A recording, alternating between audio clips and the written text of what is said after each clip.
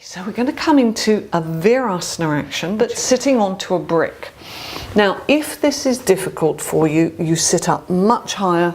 You can have 4 foam pads, whatever you need to sit on. But we're going to, for those who are able to, take a brick between the heels, have the knees and the inner thighs together, pull on the calf flesh so that we can sit down into our Virasana in that way. Now the kneecaps need to be facing forwards like headlights, and the central plane of the thighs needs to be facing the ceiling. So I'll give you some instructions on that when we go into it. Okay, so get yourself your brick. If you need to, you can always put foam pads underneath that brick. So maybe you'd work like that. If there's any discomfort in the knees, then you need to come higher.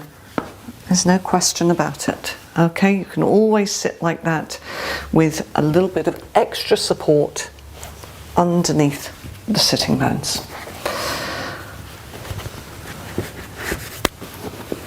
So we're coming into this.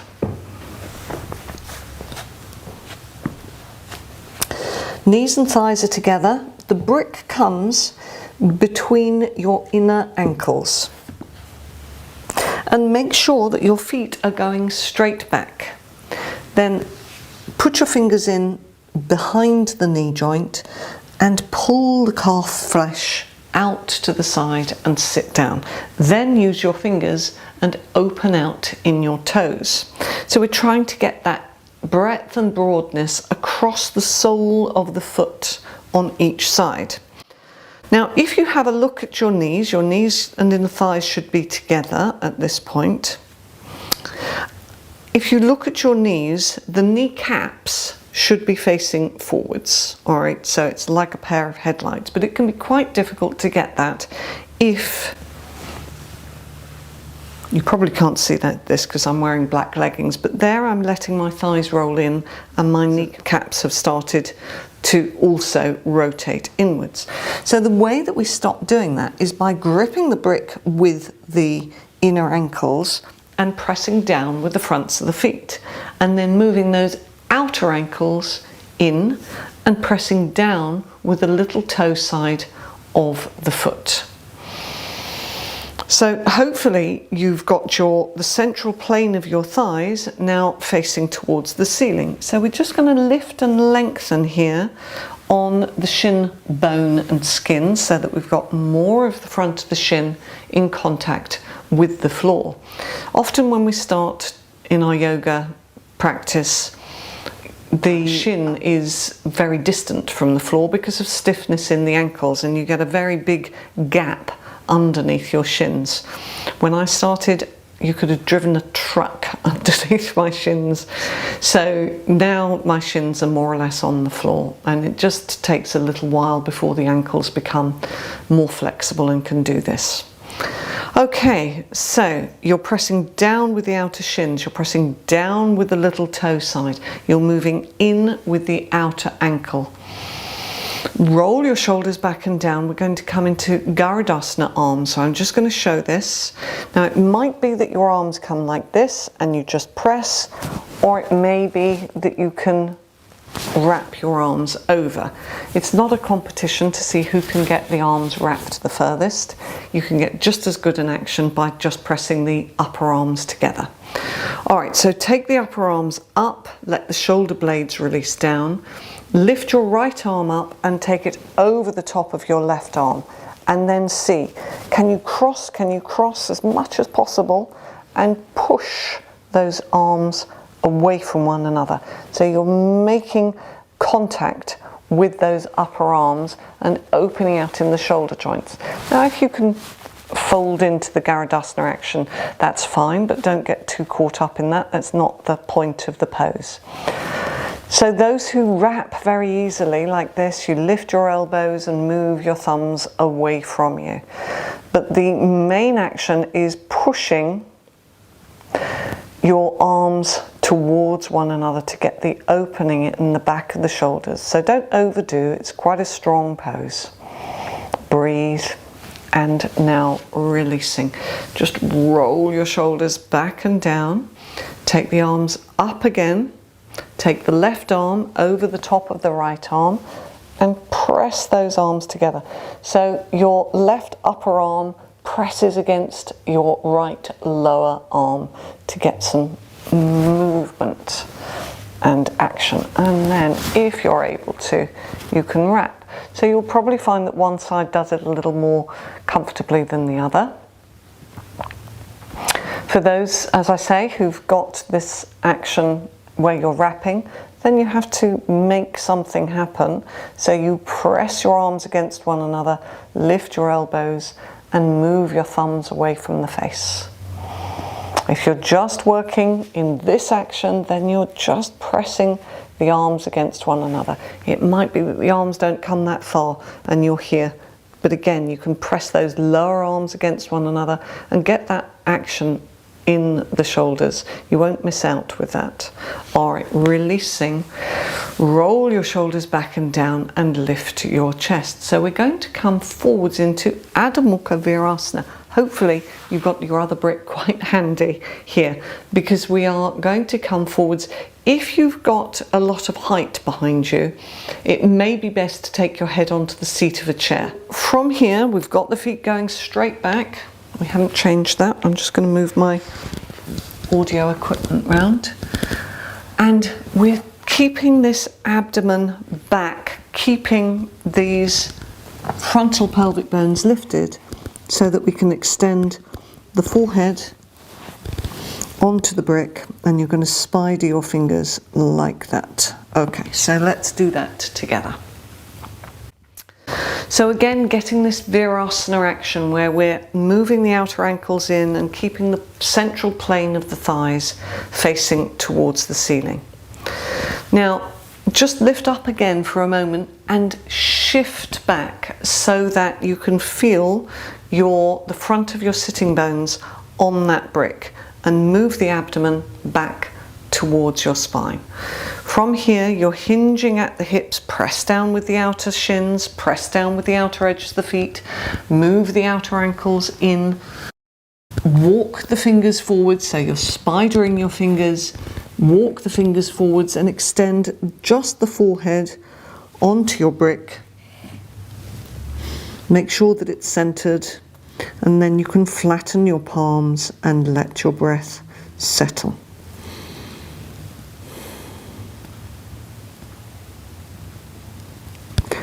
So the firmness of the brick is really quite nice on the forehead. It's a very good pose to do if you suffer from headaches. This is really a very nice pose to do. Let the shoulder blades release down towards the back waist. Be broad across your collarbones. Let the eyes soften and relax.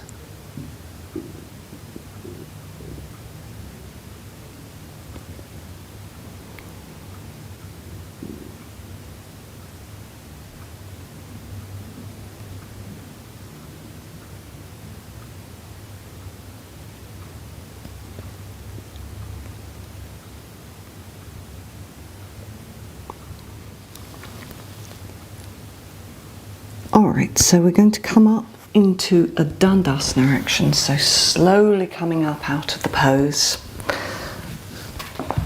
You're going to swing your legs, sit back onto your brick. You may need to take some of that support out if you've got a higher support for your Virasana, and stretch your legs out in front of you. Just pull the flesh of the buttocks out and back. It's a little bit wobbly sitting on this brick, but sit right forwards on the brick so that you can feel your sitting bones on it. Extend into your inner heels. Just have a look at your feet. You may find that your feet have gone a little bit pink from having been compressed in that action. This is very good for them. It does open out the ankles. It starts to tone the feet and the ankles, and it's good for knees as long as you're working without discomfort. So just press the fingers down, extend the crown of the head up, and stretch into your inner heels and draw your toes towards you. Okay, so you can see here that I've got my foam pads against the wall. You could use a bolster or a pillow here.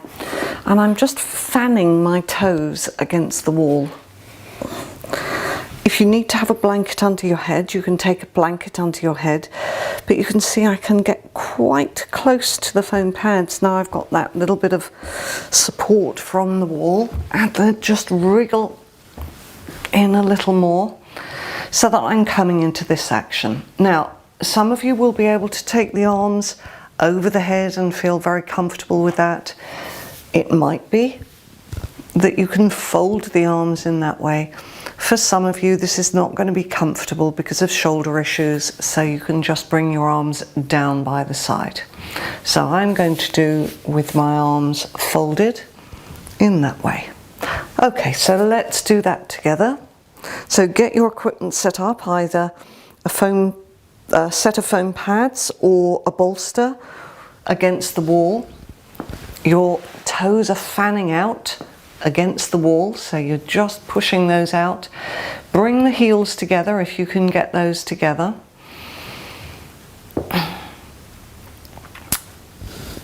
Recline back. When you recline back, you'll find that you come back further away from your foam pads, so you have to wriggle in at that point.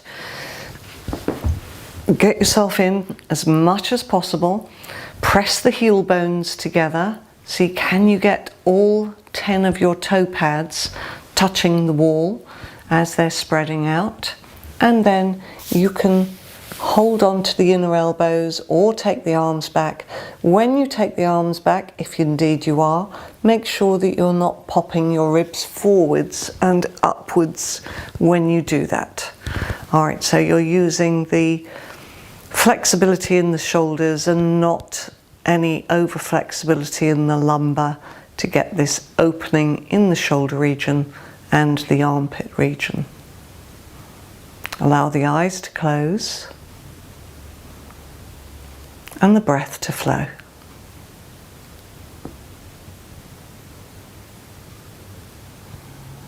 Now it might be that you need to bring your knees together from time to time because there's tightness in the groins.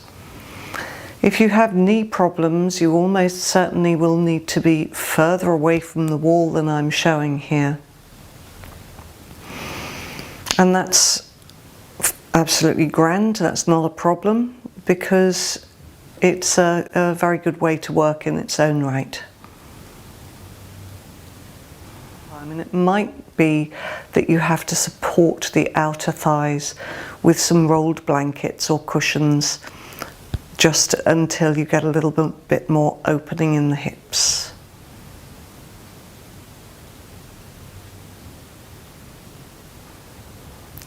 Let the cheek muscles relax. Release around the eyes.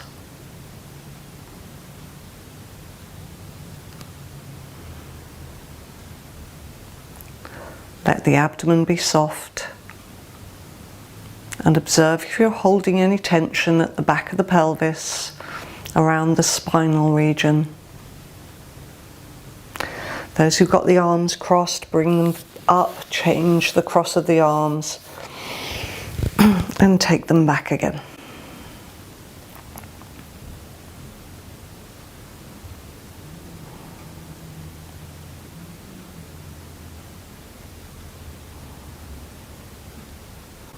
So just enjoy it if you're able to.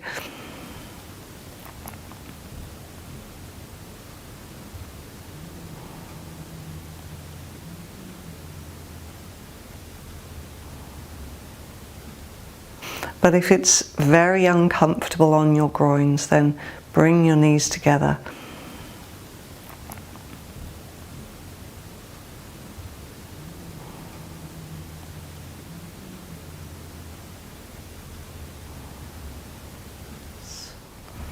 All right, bring the arms back up.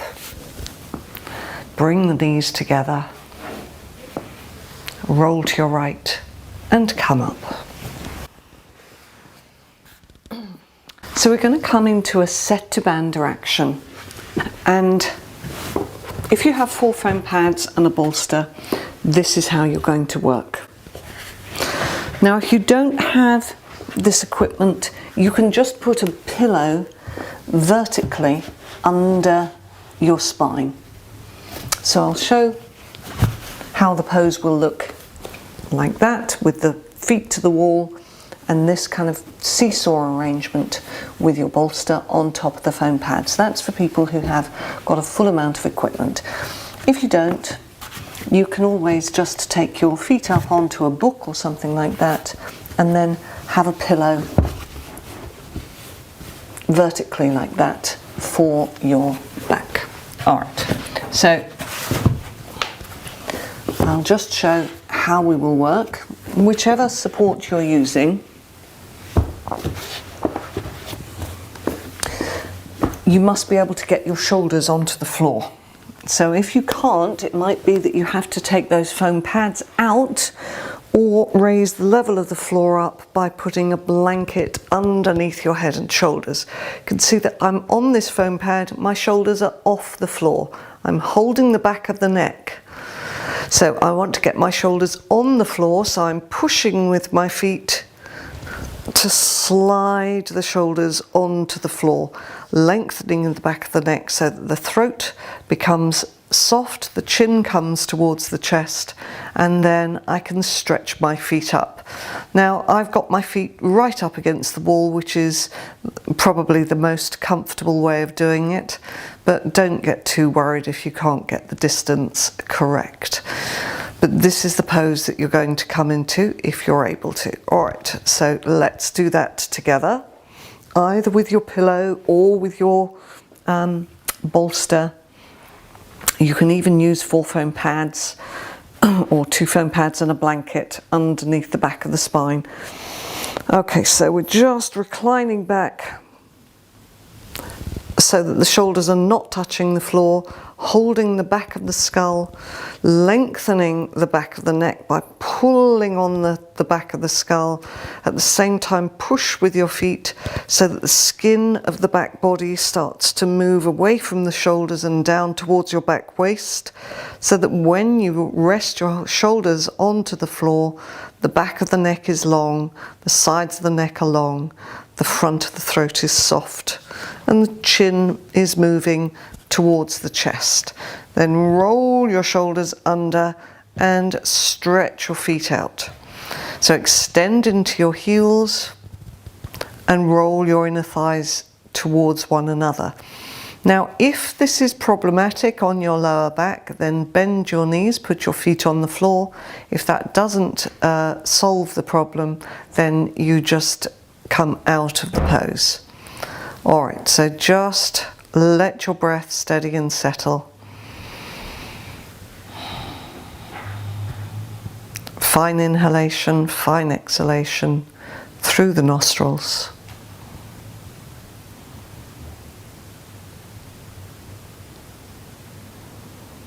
Allow the eyes to close.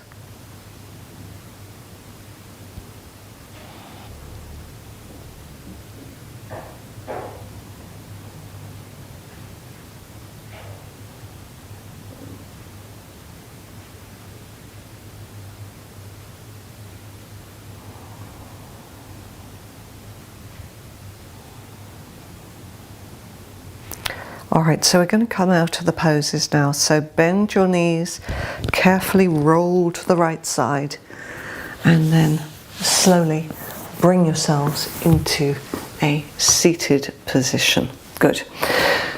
Sitting in simple cross legs, Sukhasana, in front of your supports. Okay, so we're going to come now into Supta Baddha Konasana again, but we are using now a support behind the back and some supports for the thighs. You can use a pillow behind you, and you can use rolled blankets, which in some way are superior to the foam pads because these are a little bit hard, or you could use a couple of cushions underneath your thighs. We come into a Baddha Konasana action. This is the bound angle pose, Baddha Konasana. And this time you're sitting just ahead of your bolster. Again, you can have a little gap, about a hand's width, between your sacrum and the bolster. You can just support the outer legs, bring the heels in and recline back. You put your foam pads in, or your cushions or rolled blankets, whatever it might be. You don't prop up the legs, you support the thighs, and then you roll your shoulders back and down with the palms facing the ceiling. Lift and lengthen the back of the neck, roll your shoulder blades down and under so that the palms face the ceiling. So this should be really comfortable, this pose. So allow your eyes to close, breath fine and even.